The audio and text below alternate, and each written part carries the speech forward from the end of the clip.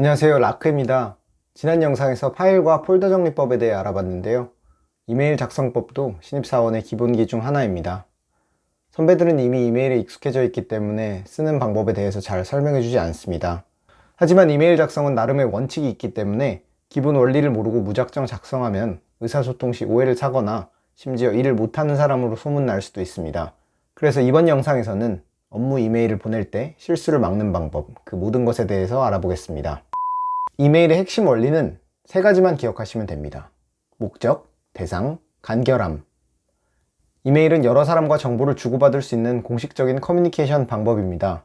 동시에 글로 표현하기 때문에 보내는 사람이나 받는 사람 모두 소통 비용이 높은 편이죠.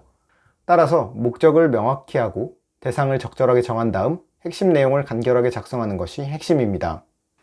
첫 번째, 이메일 목적. 이메일은 목적 기준으로 크게 5가지로 구분해 볼 수 있습니다. 목적은 이메일의 제목과 긴밀하게 연결되어 있으므로 이메일 작성 전에 먼저 목적을 명확히 하는 것이 중요합니다. 먼저 메시지를 시작하는 세 유형에 대해서 알아보겠습니다. 첫 번째, 요청은 가장 기본적인 목적으로 IT팀에 기초 자료를 요청하거나 고객사 또는 협력업체에 관련 자료를 요청할 때 등에 해당합니다. 처음에는 이메일로 자료를 부탁하는 것이 어색할 수도 있지만 기본적으로 내가 어떤 것을 필요로 한다면 요청 목적이라는 것이 명확해야 상대방도 쉽게 이해합니다. 처음 커뮤니케이션을 하는 경우라면 전화나 메신저를 통해 먼저 관련 내용을 이야기하고 이메일 본문에 간단히 그 내용을 언급하며 정중하게 요청하면 보통 원하는 내용을 얻을 수 있습니다. 두 번째로, 여러 대상자에게 정보를 공유하거나 안내하는 경우가 있습니다. 앞서 설명한 요청과 다르게 답을 받을 의무는 없으며 일반적으로 다수에게 정보를 공유하는 것이 목적입니다. 안내의 경우에도 단순 정보를 공유하는 것 외에 대상자의 행동을 유도하는 경우도 있습니다.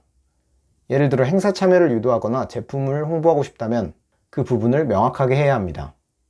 보통 본문 내 이미지를 추가하여 직관적으로 정보를 안내하고 관심 있는 대상자에게는 첨부 파일을 통해 추가 정보를 제공하는 형태가 효과적입니다. 세 번째, 답신 요청을 하는 경우 일정 및 참여 여부 등을 확인한 것이 목적인 경우입니다.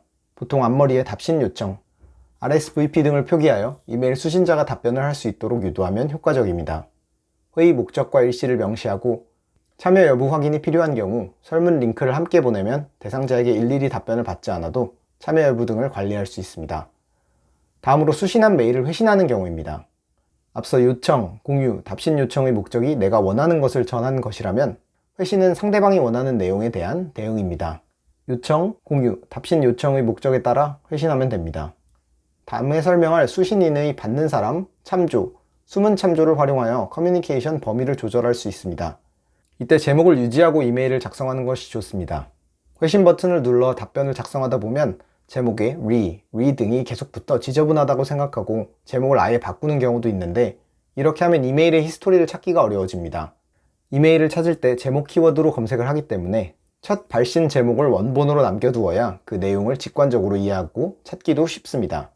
마지막으로 전달은 앞서 설명한 회신과는 다르게 이메일에서 특수하게 사용하는 응답 방식입니다. 전달은 내 담당이 아닌 메일을 담당자에게 보내거나 다른 사람에게 내용을 공유하기 위해 활용합니다. 대부분의 메일 서비스는 전달 시 기존의 첨부 파일도 함께 포함되기 때문에 전달 기능을 사용하면 첨부 파일을 포함하여 답변을 할 때 유용합니다. 두 번째, 이메일 구성. 제목은 이메일 수신자가 처음 보는 내용이기 때문에 그 자체로 메일의 목적이 명확하게 드러나도록 간결하게 작성합니다. 앞서 설명한 요청, 안내, 회신 요청 등의 말머리나 키워드로 표시하면 좋습니다. 예를 들어 작년 4분기의 경기지역 영업 실적을 IT팀에 요청한다고 하면 B의 제목이 더 명확하고 이후 검색할 때도 찾기 쉽겠죠. 목적에 따른 예시를 참고하셔서 제목을 적어보세요. 목적을 확정했다면 수신인을 정합니다. 단, 제목 작성 후에 바로 수신인을 채우기보다 이메일 내용을 다 작성한 후에 입력하는 것이 좋습니다. 메일 본문을 작성하다 보면 범위가 넓어지거나 좁혀질 수도 있고 대상자가 바뀌는 경우도 있기 때문입니다. 첫 번째, 받는 사람은 핵심 수신자이며 업무를 함께하는 담당자에 해당합니다. 경우에 따라 협업을 하는 경우 받는 사람을 추가하는 경우도 있습니다. 받는 사람을 지정한다는 것은 대상자 맞춤 소통이라고 볼 수 있습니다. 즉, 목적이 요청인 경우는 요청 내용에 대한 답변을 기대하는 것이고 안내인 경우에는 받는 사람이 그 내용을 알아야 한다는 것이며 답신 요청인 경우 회신하기를 예상하는 것입니다. 따라서 1차 대상자는 아니지만 공유가 필요한 경우 받는 사람이 아니라 다음에 설명할 참조와 숨은 참조 기능을 활용하는 것이 좋습니다. 두 번째, 참조입니다. 받는 사람이 핵심 수신자라고 한다면 참조는 보낼 이메일을 공유하거나 정보를 알면 효과적인 대상자를 참조로 지정합니다. 일반적으로 업무 유관부서원을 넣거나 협업 시 팀장을 참조하는 경우가 많습니다. 참조를 통해 참조자는 내용을 자연스럽게 공유받고 필요한 경우 참여하거나 피드백을 줄 수 있는 환경을 만들 수 있습니다. 단 지나치게 넓은 범위로 참조하는 경우 관련 없는 사람이 불편을 느낄 수 있으므로 적절한 범위를 설정해야 합니다. 마지막으로 숨은 참조입니다. 표면적으로 받는 사람 및 참조자를 공개하지 않고 진행 상황을 특정인에게 공유하기 희망하는 경우 사용합니다. 외부인과 협업할 때 보고하거나 증거 자료를 남기는 것이 필요할 때 사용합니다. 여기서 꿀팁으로 숨은 참조는 다수에게 익명으로 이메일을 보낼 때도 유용하게 사용할 수 있습니다.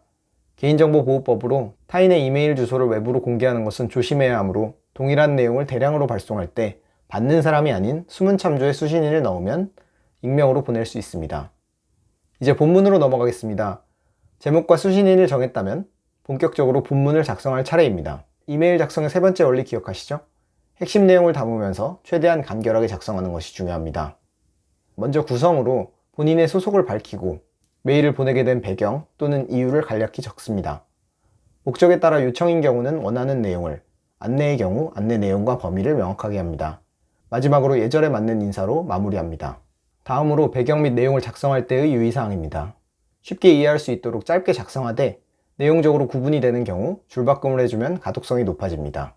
다음 예시처럼 본문 A보다는 본문 B가 줄바꿈을 통해 내용이 시각적으로 구분되고 흐름이 자연스러워 가독성이 있다고 볼 수 있습니다. 만약 주요 내용이 2개 이상인 경우 넘버링을 통해 구조화하면 상대방이 더 쉽게 이해할 수 있습니다. 마찬가지로 B가 요청사항을 2가지로 구조화하여 구분했기 때문에 읽은 사람 입장에서 더 쉽게 이해할 수 있습니다. 내용을 구조화하여 잘 작성했다면 스타일 또는 서식을 통해 중요한 내용을 강조할 수 있습니다. 요청 내용, 기한, 장소 등은 한 번에 눈에 들어올 수 있도록 빨간색으로 굵게 표시할 수 있습니다. 첨부 파일은 파란색으로 표기하면 수신인이 다시 한번 찾아보게 만드는 효과가 있습니다. 스타일은 상황에 따라 적용하되 지나치게 많이 추가하면 산만해 보일 수 있기 때문에 최대 2개의 서식을 사용하는 것이 좋습니다. 세 번째, 검토. 드디어 메일을 다 작성했습니다. 하지만 발송 직전에 체크리스트를 꼭 확인해 봅시다. 제목에는 목적이 명확한지, 수신인에는 대상이 적절한지, 본문은 가독성이 좋은지 확인합니다. 서명은 기본 이메일 설정을 통해 정하며 소속, 성명, 내선번호, 개인번호, 팩스번호 등을 명시하여 이메일 외의 소통 방식을 열어둡니다. 메일 본문에서 첨부 파일을 언급했다면 반드시 관련 첨부 파일이 맞는지 확인해야 합니다. 첨부를 하지 않고 발송하거나 첨부 파일의 버전이 다른 경우도 있으므로 발송 전 첨부 파일 확인은 필수입니다. 이메일도 글쓰기의 일종으로 맞춤법이 틀리는 경우 이해를 방해하거나 좋지 않은 인상을 남길 수 있습니다. 이메일은 나의 얼굴이라고 생각하고 다시 한번 맞춤법을 체크해 보세요. 업무 이메일을 작성할 때 3가지를 기억하세요. 먼저 목적을 명확하게 합니다. 요청에서부터 회신까지 목적에 따라 제목이 결정됩니다.